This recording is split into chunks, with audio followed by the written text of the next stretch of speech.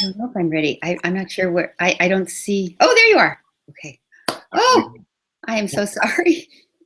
We made it. It was like a nightmare. We were trying so hard to get on there, and we heard you doing your thing. Thank you so much. Good. So, Lynne, I'd just like to start this show by welcoming everybody to joining us for this call. We're so excited to have Lynne Twist with us here today. And this summit has just been amazing. We've had 30 experts and leaders from all over the world joining us, talking about personalised health and how this impacts our life.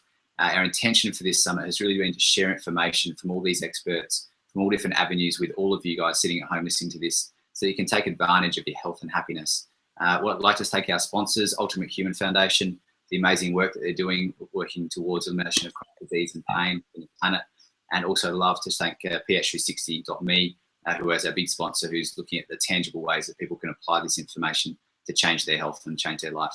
And the biggest thanks to everybody is thank you to you for listening at home right now, because without you, this information just is information.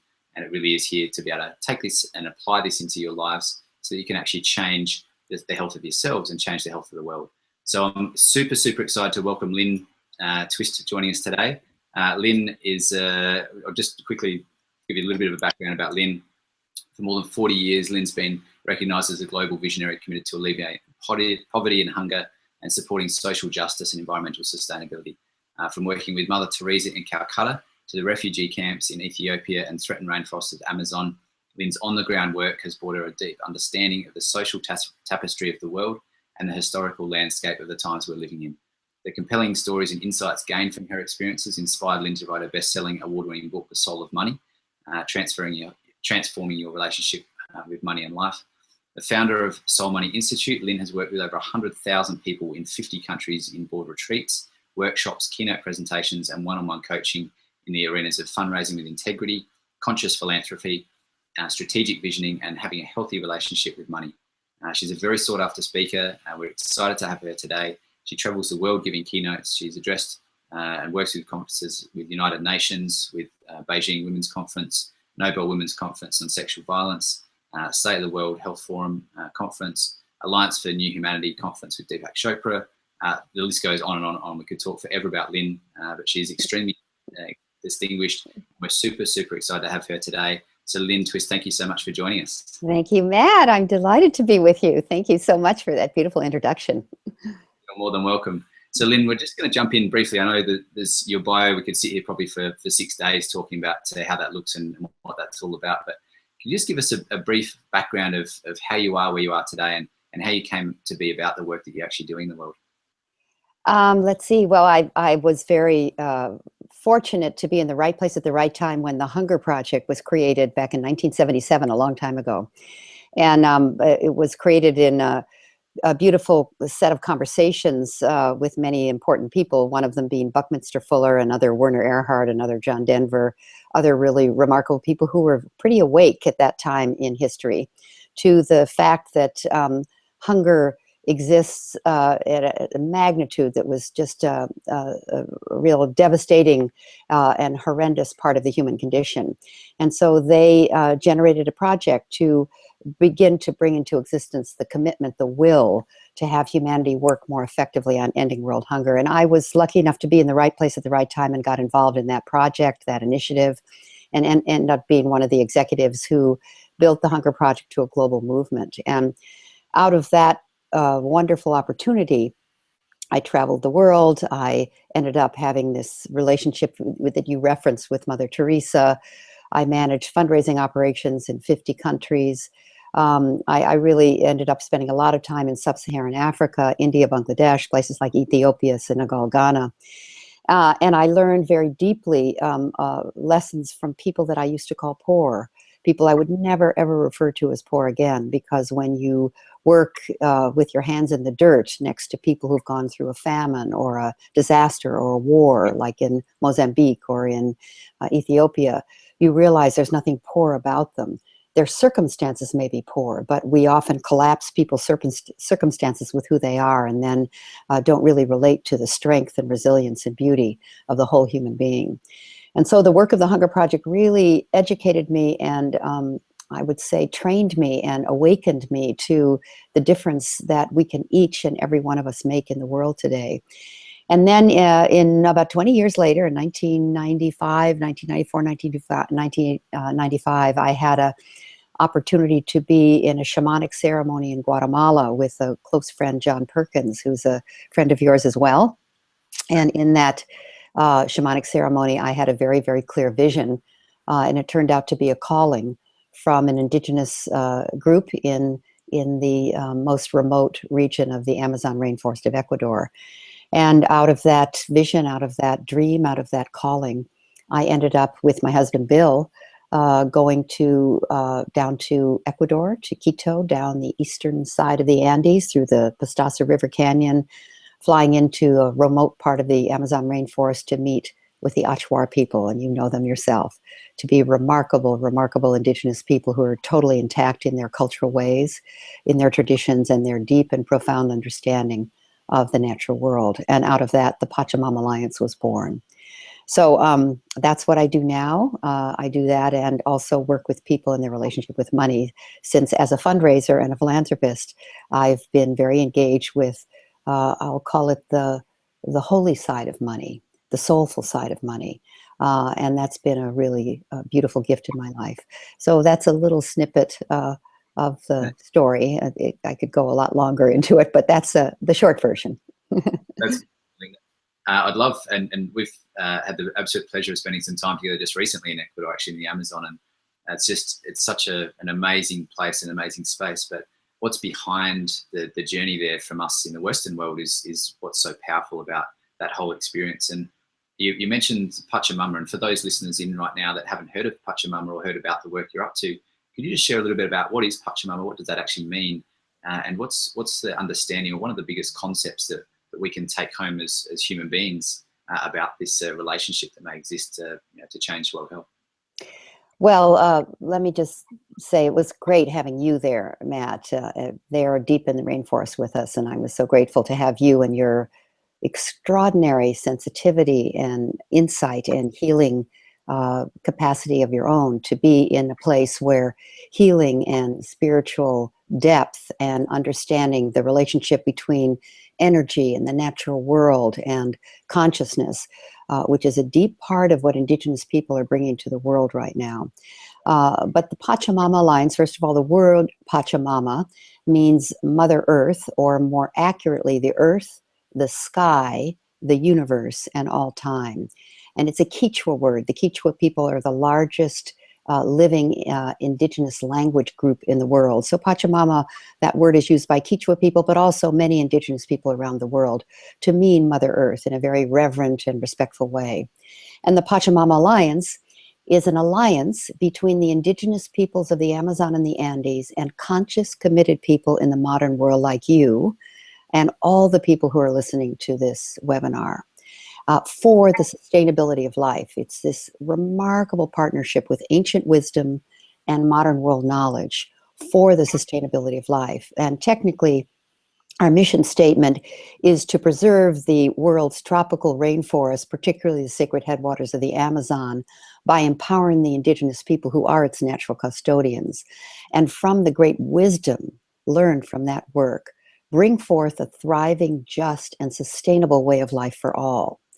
We have a whole plethora of programs that come out of that commitment, because in our first encounter with the indigenous people, they told us very clearly, even though they called us there through dreams and visions, they told us very clearly at the beginning, if you're coming to help us alone, don't waste your time.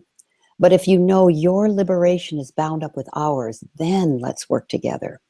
And that ethic, which is really at the heart of the Pachamama Alliance, formulated our project, our way of working, our mutual respect and collaboration with the indigenous people. And they really are standing with us as we're standing with them. We stand with them to protect the sacred headwaters of the Amazon, which is the most biodiverse ecosystem on Earth and absolutely critical to be preserved. That's in southern Ecuador and northern Peru. And we stand with them in a way to also protect their culture, their deep and profound wisdom, their way of knowing, their understanding of how to live in a way that's harmonious, sustainable, and spiritually fulfilling.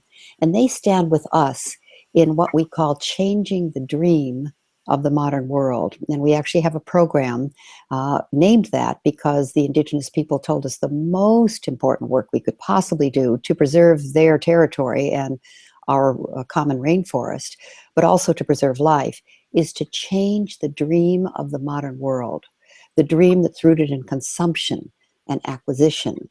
And it's a kind of illness, and I know that's how you look at it too, that we're caught in some sort of a dream that's becoming a nightmare for ourselves in all forms of life, a way of living that's inconsistent with our humanity, inconsistent with our true health and well-being. And so the Pachamama Alliance also addresses very deeply changing the dream of the modern world from one of overconsumption and acquisition and acquiring more than we could ever possibly use or need, and destroying the environment in a way that none of us mean to be doing, to what we call the new dream. And we call that bringing forth an environmentally sustainable, spiritually fulfilling, and socially just human presence on this planet.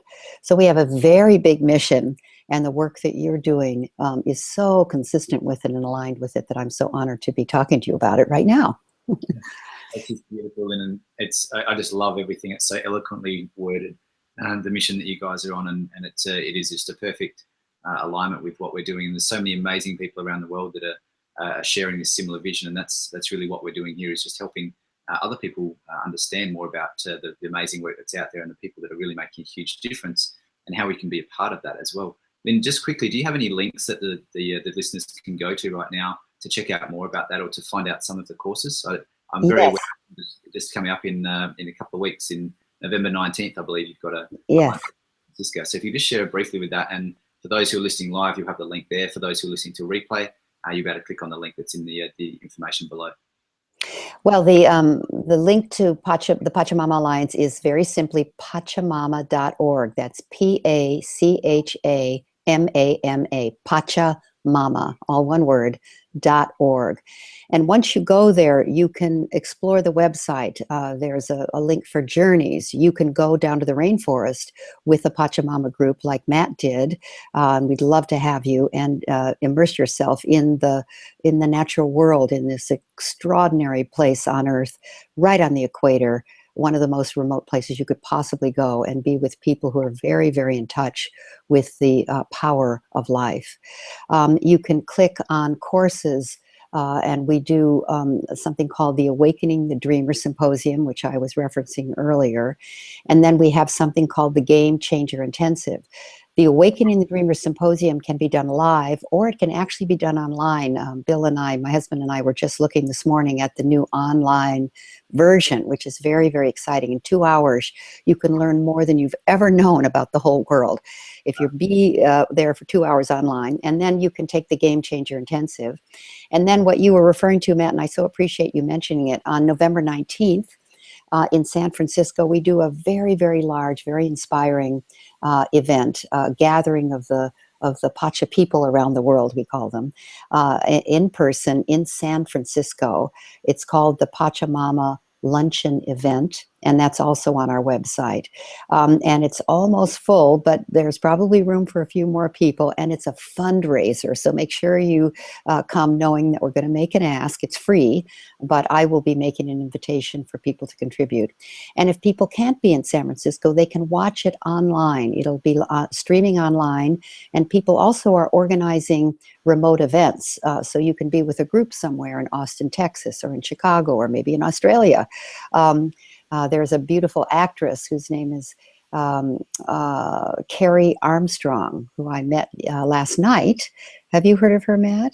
Yeah, I know her actually. Yeah. Yeah, she's so awesome, and she's going to host a big event in Melbourne to watch the Pachamama Alliance luncheon. She hopes to have 200 people. So I want to just invite people to participate that way. And then we have another event just like it in New York on December 3rd. So I think that covers everything you asked me. That's fantastic. Thanks for sharing, Lynne. And for those who want to check that out, please take advantage. And for the luncheon, if you get the opportunity to be there live with Lynne, I would strongly recommend it. Even to dial in would be absolutely amazing. I had the pleasure of spending some great time with Lynne, and she's just an amazing soul. So thank you so much, Lynne, for that. And, please check in. That's about 3 weeks away, I think. And this is our final session on this health summit. We've been having 2 weeks full of absolutely packed days with amazing experts from all around the world. We're so grateful to be having you here, Lynne, to sort of give us this great perspective to finish off with. And today we're talking about world health solutions. We've talked a lot about different aspects of health, about from foods and exercises through to stress and compassion and love and happiness, and all these amazing topics and experiences that influence who we are as human beings. But we're all here together. We're a big community. We all individuals existing in the world. And so I'd love just to hear in just some of your thoughts about our connection with nature, particularly. I know you spend a lot of time, as we talked about, with the connection with nature and with Pachamama, and how, I guess, what we're seeing in the world today can really relate from the human nature connection, how we can, some of the listeners at home can sort of start to harness that concept and really experience a big shift in the consciousness that's happening, to start to work with nature and to be part of the environment and realize that we're actually in a symbiotic relationship with the environment rather than sort of working against it or seeing it as something that's separate to us. I'd love some thoughts and perspective on that for those listening in. Well, I think everybody listening knows that when you're outdoors, when you're just looking at the sky or the night sky, even if it's cloudy, or you see the moon, or you're up early enough to see the sunrise. Yesterday, Bill and I took a walk right near our home here in San Francisco. We live right next to a big global bioreserve called the Presidio, and we were up early enough to see the sunrise, and it was so magnificent. It was so awe-inspiring. And when we're in touch with the beauty of nature, the awe of nature, everything that we're worried about disappears. All those to-dos in your head, and all the emails you haven't answered, and all the things that sort of now have invaded our lives so intensively that it's almost as if stress is the constant rather than the aberration. And I know that the natural world for me is like a tonic. Whether it's your backyard, it doesn't have to be the Amazon, although I highly recommend the Amazon, but being near a river or a body of water, and making that part of a daily practice, that you're actually outside. In today's world, it's easy because there's so many wonderful things online, like this program that Matt does, and the wonderful webinars that are so available. We could be on our computers day and night and never actually go outside.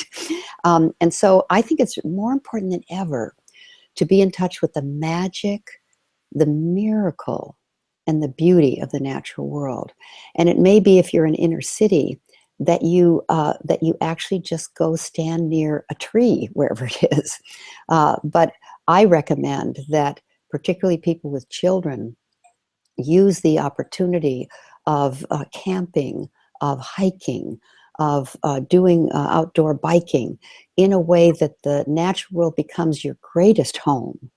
And then we communicate with each other online and through our cell phones and texting and all the different ways we can do that, knowing that the real home for all of us is the natural world.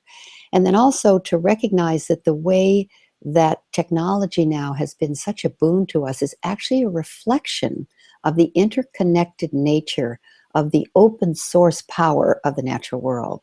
The natural world is a balance of competition and collaboration. When you're in the rainforest, you really get that.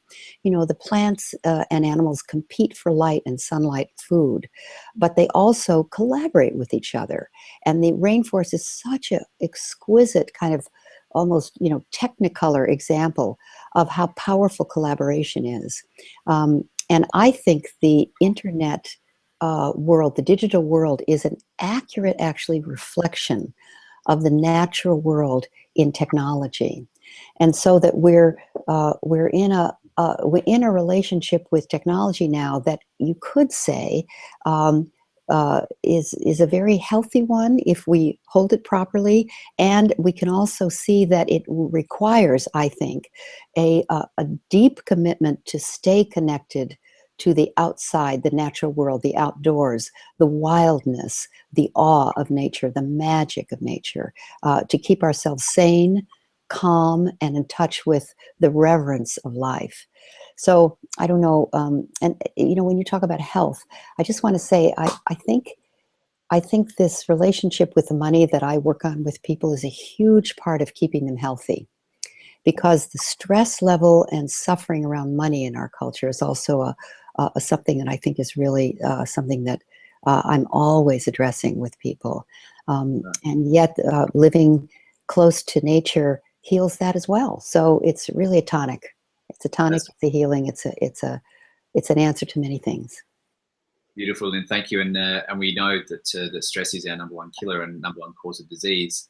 And in fact, there was a study that came out, I think about 4 weeks ago, that showed that financial stress was actually the #1 out of all stresses in America right now. So you're right on the money, no pun intended, but important understanding. And thank you so much for the amazing information that you share with people in your communities, Lynne. And we're really excited to be able to share a lot of the amazing work that you guys are doing, because it's just so important, so powerful. And again, talking about World Health Solutions, the connection with nature is so important, as you shared there. And I'd love just to hear about some of the other things that you consider as so important in us moving forward.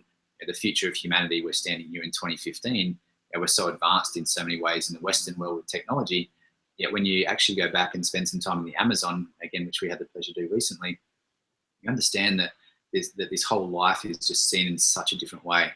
And we often talk about, and we've talked about this last couple of weeks, about spirituality and our existence. And we really spend a lot of time in our states, in the Western culture, to actually try and get some time away from, excuse me, away from where we are in our world, our busyness and everything that's going on, and try and get our 10 minutes a day to meditate, or maybe go to church for a couple of hours on the weekend, or whatever it is for us that we do. And we have a busy life, and then we try and get some time to escape into this spiritual experience. When you're in the Amazon, it's actually the reverse. Yes. Them about spirituality, they look at you like, what? It's just life. It's just we get up in the morning at 4 a.m. We have our tea, we purge, we clear our bodies of the things that are there. We clear our digestive system so we're fresh and clean, and then we talk about our dreams, and we interpret our dreams, because the reality that we experience is, if our eyes are open or closed, is the same. And so the information we have in our dreams is there to provide us for what we need to do, provide us information for our day that's ahead. So every single morning they do that. And this is just the connection that they have with nature and with life. Their life is a spiritual experience. In the Western cultures, we sit here and we think how exciting spirituality is and consciousness is, to try and just get a little snippet of time in our day to try and experience the life that they live all the time. And so I'd love just to hear Lynne, your perspective on World Health Solutions, and the fact that you'd argue that the people in the Amazon and many other indigenous cultures around the world, they get it, they understand what life's all about, and we're sitting here trying to figure it out. I'd love just to hear your perspective as to where we're heading from a conscious perspective in the world, and how we, or things that we need to do, or things that we might need to work in or consider as a collective, to be able to move into the right spaces as we move forward. Wonderful. Well, first of all, I love what you just said, so I want to just affirm that. It's so great to hear your perspective, Matt. I do want to say something that I think is important for people to know, and this has to do with money and health and well-being and the environment altogether. I had a wonderful opportunity to speak, to do a TED Talk on Wall Street, and that was a exciting opportunity for me. And when I was there, I realized what I really wanted to say to the people on Wall Street, which is what I want to say right now, because I think it's relevant to your question. In 1987, or somewhere around the mid-1980s, we as a human family crossed what's called the One Earth line. What that means is we started using more resources than the Earth can regenerate. So we started to move towards being a species that is demanding more than one Earth, only we only have one. So we started going into what's called ecological overshoot. That is using more resources than the Earth can regenerate. So we started using, in 1987, was the beginning of using the capital of the resources the Earth has as a human family, as a species. Now it's about 50% more than the Earth can regenerate, now here in 2015. And the people who are called ecological economists, right around 1987, predicted a huge financial crisis in 2007. This is really interesting, because the economy is a subset of the ecology. And we forget that. We, not people on this call probably, but the people of Wall Street totally forget that. And the economy, we think the ecology is there to serve the economy. You know, cutting down a rainforest, you know, think of nothing if it produces enough money, rather than realizing that the economy is completely a subset of the ecology, and the ecology going into overshoot or going into debt would ultimately, these economists said, be reflected in the ecology being in debt would be reflected in the economy. And sure enough, in 2007, 2008, we had a huge financial crisis because it's a reflection of the indebtedness we are with the earth, if I could say a deficit relationship with the natural world, where we're using more resources than the earth can regenerate. And even though the economic crisis has eased somewhat, the way we've eased it is by borrowing more. So that shows that our mindset as a human family, as a species, is so off that the way we're trying to resolve a debt crisis is by borrowing more and going deeper into debt. And that's exactly what we're doing in our relationship with the earth. So I say that the economic crisis will not be over until we learn to live within our ecological means, So I think that's a huge, huge benefit to humanity, that the economic crisis keeps hitting us over the head over and over again till we realize we've got to learn how to live in our ecological means, within our ecological means. Limits are not in the way, limits are the way, in a beautiful, beautiful relationship with the balance of nature. And that relationship, I think, is an evolutionary leap for the human family. I think we're now co-evolutionaries. In other words, for centuries, thousands of years, we were the product of evolution. But human beings as a species have become so powerful that we now have a role in the generative direction of the evolution of our own species and in the evolution of life. And that ennobles us, rather than being something that frightens us or a huge burden. No. You know, if you think about it, the choices you and I make and the people on this webinar make impact the future of life for the next 1,000 years. And I'm not kidding. I've really learned that that's true. And rather than that being a burden, for me, that is such a beautiful ennobling of our life that shows what a difference our actions, our choices, who we are, and what we choose for ourselves makes, not only to the human species, but to all species, all life, and future generations. And when you think about your life that way, it's not so self-centered. It's not so all about you and what you want or what you don't have. It's about how to live in a way that's healthy and well, not just for you, but for the community in which you live, the species called the human family, and all species, and living in a way that's a benefit to all children of all species for all time. And if you stand for that, if you choose to live a life that benefits, that's a contribution to all children of all species for all time, that's a kind of surrender, a kind of nobility that gives you a deep sense of joy, a definition of health and well-being that's beyond what I think we can even imagine. And you'll be in tune with everyone and everything.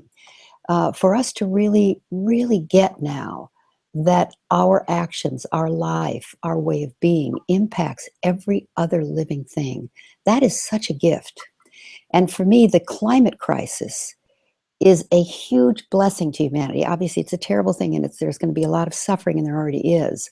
But it's a wake-up call that's so loud, so intense, like the Pope Francis has said. It gives us the opportunity, or forces us to work together in ways that no other crisis has ever demanded. And if we can listen to that and listen to it in our bodies, because the other thing is, our bodies are part of the ecosystem. This is an ecosystem. It's not like there's an ecosystem out there. This is an ecosystem. This is part of the ecosystem. So caring for the ecosystem includes caring for the health and well-being of your own body.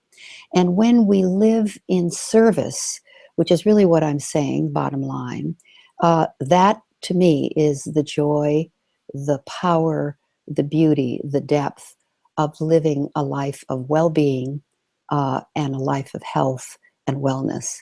So that's a way of looking at the whole picture. I think we need to have many more conversations after that, Lynne. It's just beautiful words, and you sum it up so eloquently. I just really value your perspective and value the message that you share with people. And I really hope that that people listening to this can really share this message with so many people out there. And again, pachamamaalliance.org. Please check it out with Lynne. We're just going to ask, we're going to have an opportunity to actually ask Lynne some questions live in just a few minutes. So if you're interested in that, just to pop your hand up. If you're in Google Hangout at the moment, you can request to speak. When we get to that, we're going to go choose some people to actually dial in and have some questions with Lynne very, very shortly. So Lynne, just quickly on what you just shared there, and that concept is so powerful. What solutions do we have that exist? Like what can people who are listening right now, sitting in their home, what can they do to actually be part of this? How can we actually contribute towards this move forward collectively? What's some things? Where can we start? Well, first of all, we can really get in touch with the reverence for what we already have rather than scrambling for more of everything. You know how satisfying it is to repair something. If you have a hole in your sweater and you sew it up, rather than throwing it away and getting a new sweater, we can start having real reverence for what we already have in our homes, in our lives, in our bodies, in our world, in a way that we respect it. The word respect actually comes from respectate, relook, or re-see. And often the whole world of disposables, make life so convenient and give us the opportunity to move so much faster in life. However, the pace is starting to drive us nuts. So one thing very, very specific thing is to really pay attention to disposables and to start to see if you can stop using them. If you just stop using plastic bottles, for example, there are 600 million plastic bottles discarded in the United States every single day. Just think about that. 600 million plastic bottles discarded every single day in the United States. We've got this idea that we can't drink water out of the faucet. We can't use drinking fountains any longer. We have to buy plastic bottles of water. So I recommend one simple thing. See if you can get through 2 or 3 days without ever using a plastic bottle. Just see if you can do it. Or if you have one already, don't throw it away, fill it up again, or find a way to recycle it. That's one thing. Disposables, there's this concept, we talk about this in the Awakening Dreamer Symposium. We actually believe that there's an away. Where is away? There's no such place. So when you throw something away, another conscious act is to think about there isn't an away.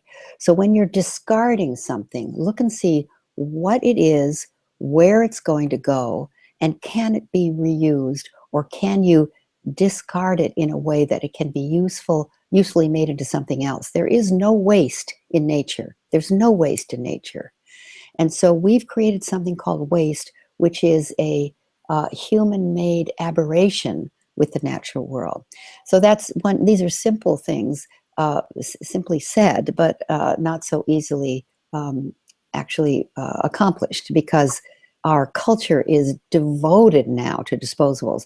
If you go to a Starbucks and realize that you're probably drinking coffee, as one of the women in the symposium that we deliver says, from an exploited community, and then you have it in a paper cup that comes from a forest that used to be beautiful, and then you put a plastic lid on top of it, which comes from a petroleum country like Nigeria, where people are completely devastated out of the oil situation, and then you drink it and you throw it away where it goes to pollute another community and destroy some other ecosystem.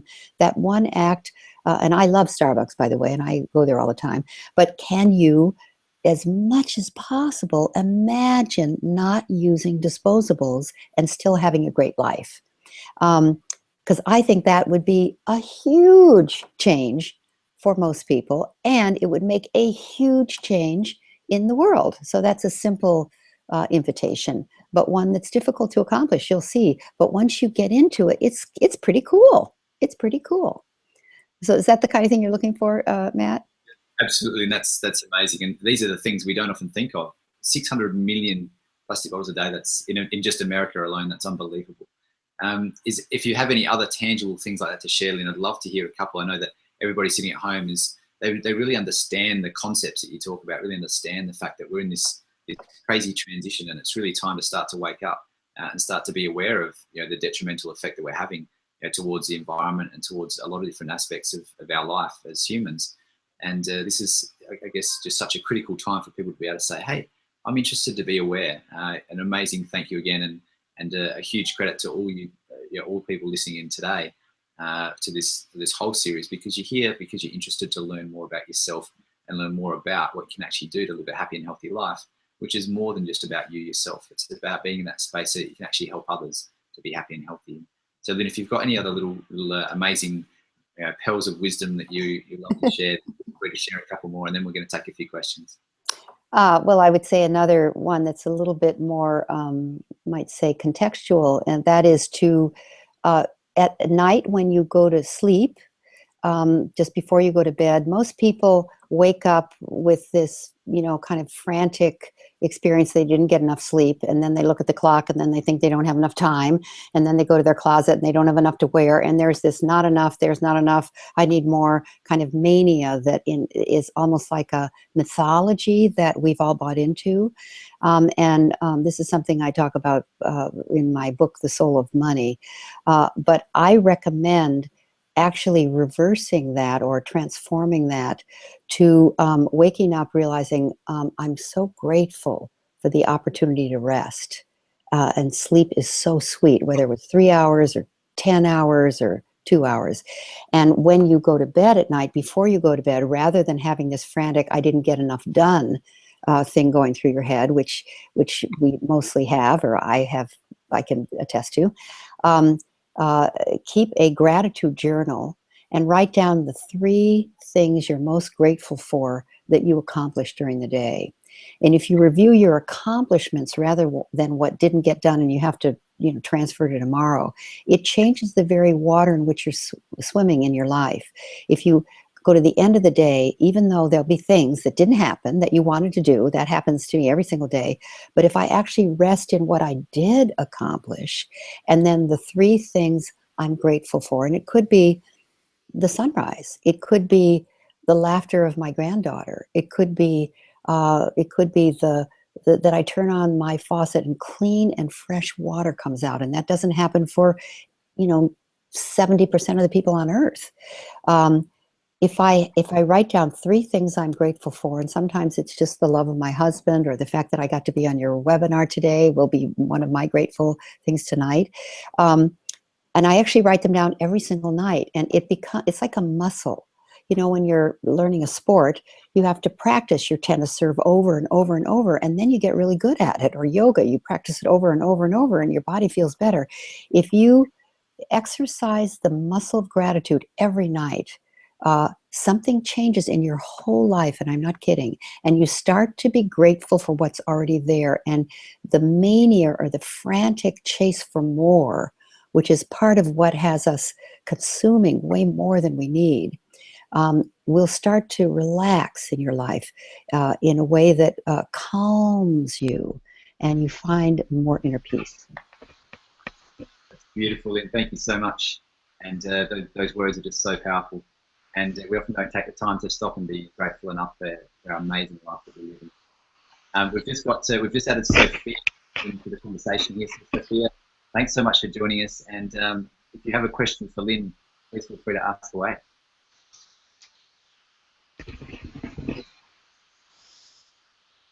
Sophia, can you hear us?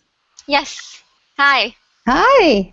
Hi, Lynne. Thank you so much for everything you've said. My question is, how can we best kind of mentally construe the symbiotic relationship that we have between ourselves and our environment, between our dream state and our awake state, in those moments when we feel so separate?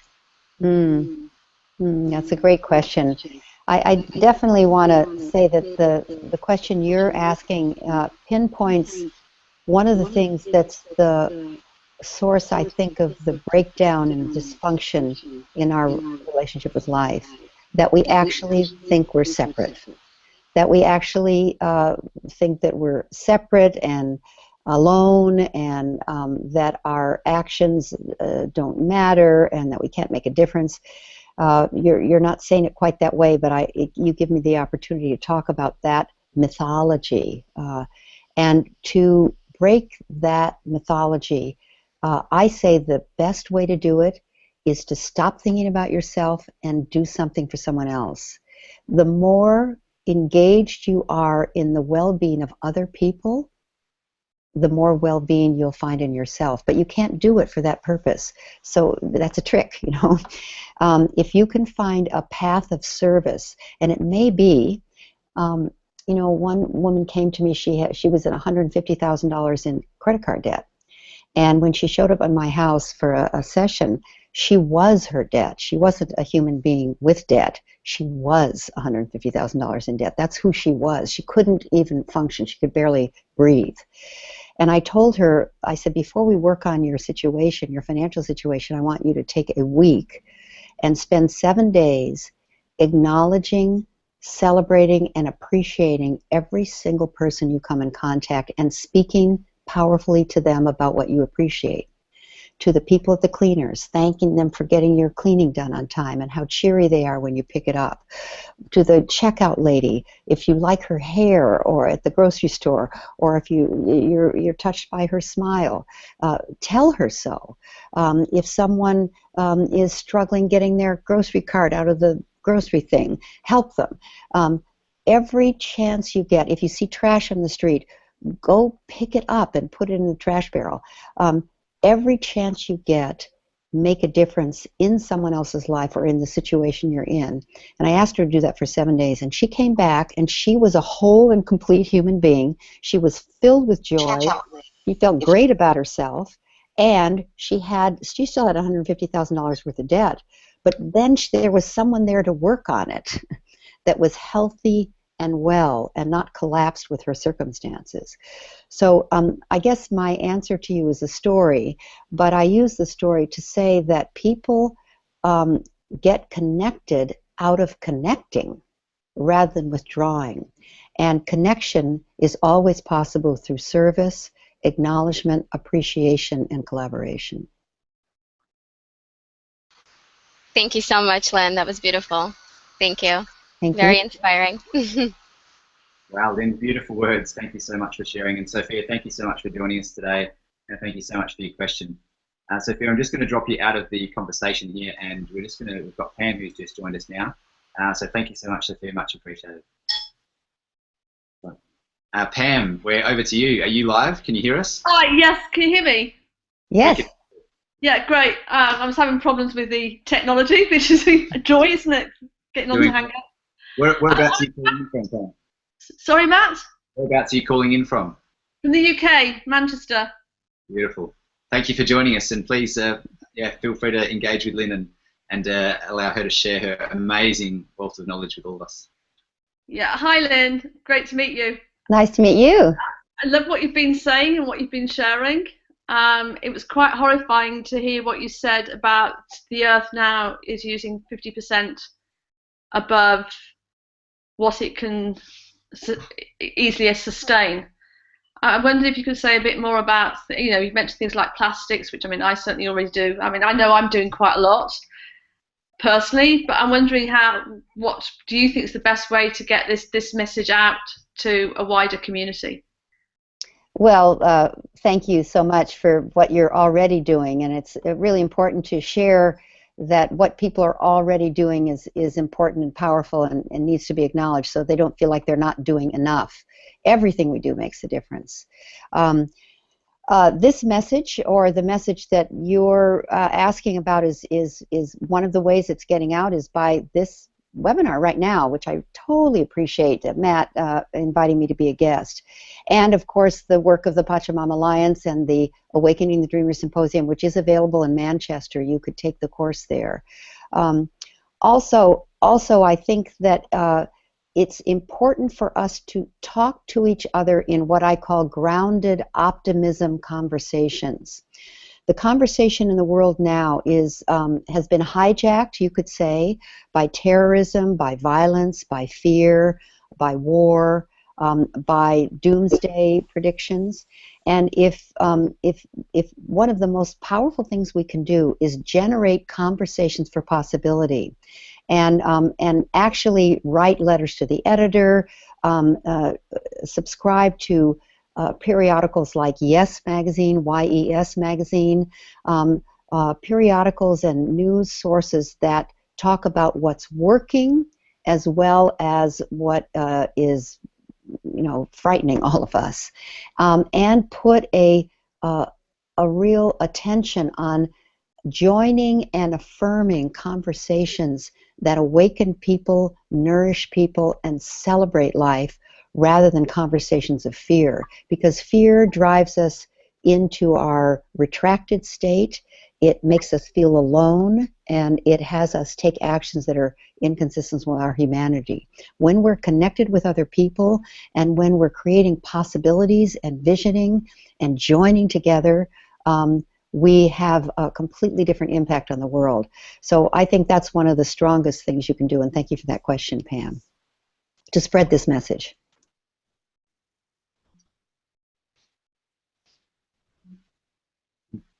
Sorry, Pam, I believe you're still muted there at the moment.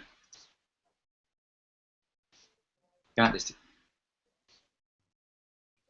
Hi. Hi. Right. Yes. I don't know how it muted itself. I wasn't touching anything. It's joys of technology. Yeah, thanks very much. Yeah, and I will have a look and see what's available locally and have an explore of your website. And yeah, I think you're doing an amazing job, and it's just great to be able to spread the word stuff to more and more people. So thank you. Thank you, Pam. Thank you so much, Pam, and I'm going to eject you from the conversation. You can dial back in again. Okay. Thank you so much. We're going to switch over to probably our last question here. We've got Jan, who's coming in. Jan, I'm just going to unmute you at some stage if that's going to work, or however. Can you unmute yourself there, Jan? Can you hear me? We can hear Jan. How are you, Jan? Where are you calling in from today? I'm calling in from New York.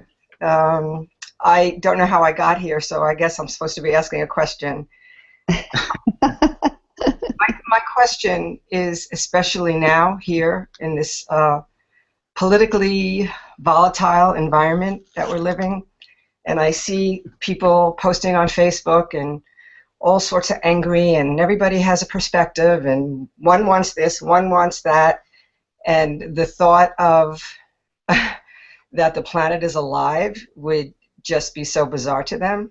And that's, who I am, and I know this. Listening to John Perkins was just such a breath of fresh air, like recognizing that there are people who get this, but not on Facebook, and not the Republicans and Democrats. And how do I punch the hole to get a conversation, a little conversation? I don't have the experience that you all have. I'm just a human being as part of this whole Pachamama, and I love it. But what do I say? How do I start a little conversation without anger and without needing to be right? A conversation with political people or with anyone? With anyone. I mean, right now, I live in New York. I live in a very congested area of New York. Everybody is rushing around. Everybody is unconscious. Not everybody, but a lot of them. They're so busy to get where they need to go, and they're taking the bus and they're taking the train. And I don't even know how to begin. I want to say things, but this group of people, this little community I'm in, it's all wonderful, but out there, I mean, they're wonderful, but they don't want to have a conversation. And I want to know how to begin one. Well, thank you so much for that. My heart goes out to you, actually, because I know what you're talking about, and we all do. So thank you for acknowledging how challenging it is, frankly, and particularly during this political season when in the United States, for those of us who live here, the vitriolic rhetoric and the backstabbing and the mudslinging is so it's just ugh, yuck. I can Lies. oh, just so horrible. Anyway, so that is a very toxic environment, and I completely agree that that's a little bit of a cross we bear here in the United States right now. But let me just say something else that I don't know why this occurs to me. This is a kind of odd answer to your question, but let me just say I've done a lot of work in India. Have you ever been to India, Jan? No, I have not. India is so absolutely intensively offensive in many ways because the massive numbers of people who live in such a small space. And one of the things that fascinates me about what you just said is, and what happened in India is where people actually had to go inside because the outside world was so intense and horrendous and rigged with poverty and just the even India now, but India years ago when I started going there and way back, and you can see that many of the spiritual disciplines were born in places where things are so intense and difficult. And I think in New York, it's really important for people in New York to meditate.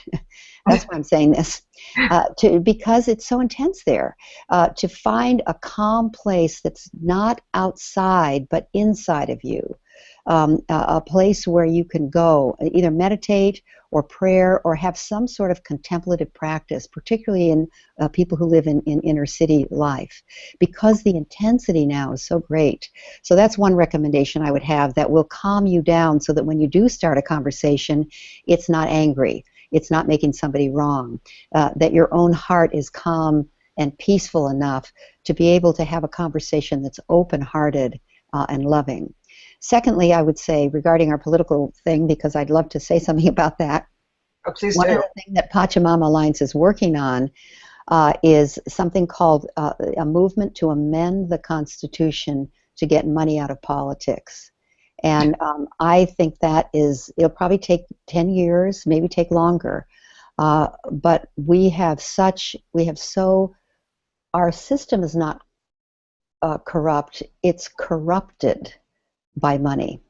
And that has turned the people who want to serve this country, the politicians who are there to be of service, into people they don't want to be.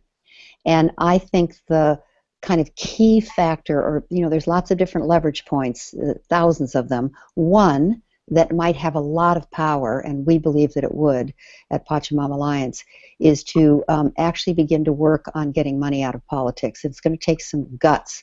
But there's something called Move to Amend. It's an organization that works on that, and they're very, very skillful, and there's an opportunity really to get involved with that there in New York. And then there's another organization regarding politics called Citizens Climate Lobby.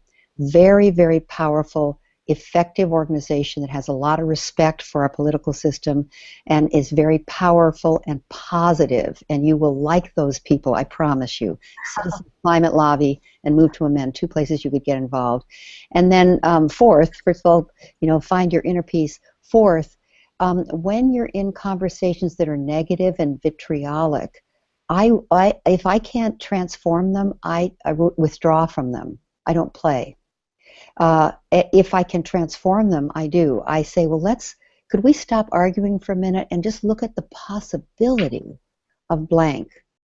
And if I can't get people to, go with me, then I withdraw so that I'm not toxified by negative conversations.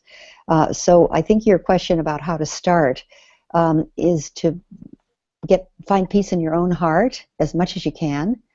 And then those two organizations that I think are doing beautiful work that Pachamama is aligned with, we're a partner to them. And then fourth, to really pay attention to the conversations you're in, because I believe we don't live in the world, we live in the conversations we have about the world. We don't live in our lives, we live in the conversations we have about our lives. We don't have total power over the world or over our lives all the time, but we have absolute omnipotence over the conversations we choose to be part of or we choose to generate. And so if you realize that's the lever and dial of your life, what conversations do you want to participate in? What conversations do you want to generate? Because that's really where we live. And if we realize that that's how to really manage a life worth living, then we won't participate in conversations that don't nourish us. And you can be decisive about that, and that will take some courage, but it makes a huge difference, I think.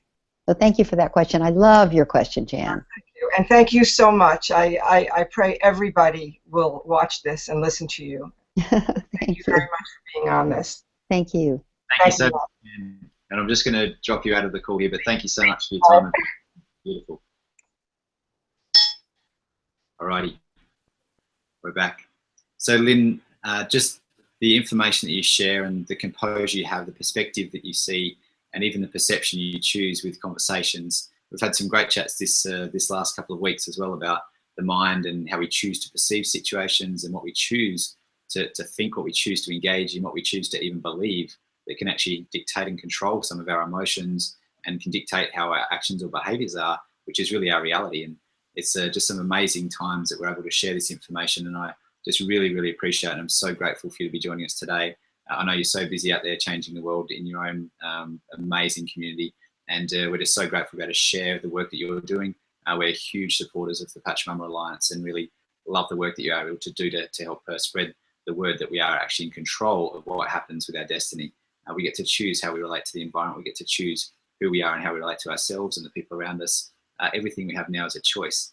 And if we can become more aware of the fact that we do have a choice and become more aware together as a collective that we can choose the right direction, it's a pretty exciting time to be in. So thank you so much, Lynne, for being here. And if you've got any final words that you'd love to leave our audience with, again, the topic is World Health Solutions. This is our final session for the full 2 weeks. We've had 30 amazing speakers and leaders from all around the world in many, many different areas. And I'm so grateful that you're here to help wrap this up and bring us home. So if there's any final thoughts you'd love to share with the audience, I'd love you to share. And thank you so much for being here. Well, I'll just say that I think it's such a privilege to be alive at this time in history, when the crises are big enough for the human family, that gives us the opportunity to rise to great heights in who we are, and it gives us the opportunity to live, given the critical nature of the kind of passage we're in as a human species. It gives us the opportunity to realize that we can live the most meaningful lives any generation of humankind has ever lived, because the way we live is really very defining for the future of life. And that's a huge privilege. And if you ever thought you didn't make a difference, I want to tell you right now, you do. You really make a difference. You matter. Your life matters. Your choices matter, not just for you, but for the future of life. And knowing that, I think, elevates the opportunity of being a human being at this time in history, and gives you the chance, the opportunity, the privilege of living a meaningful life. So I invite everybody to live in that awareness, that context, and understand the power of that privilege. And thank you, Matt, for having me and for having such wonderful people on your webinar that I got to talk to, and for the great work you do. We're both working on the same thing, the health and healing and the well-being of life itself. And I really, really appreciate you and all that you're doing, and all your efforts and your intentions and your insights that are leading so many people in a direction that's powerful and positive. So thank you.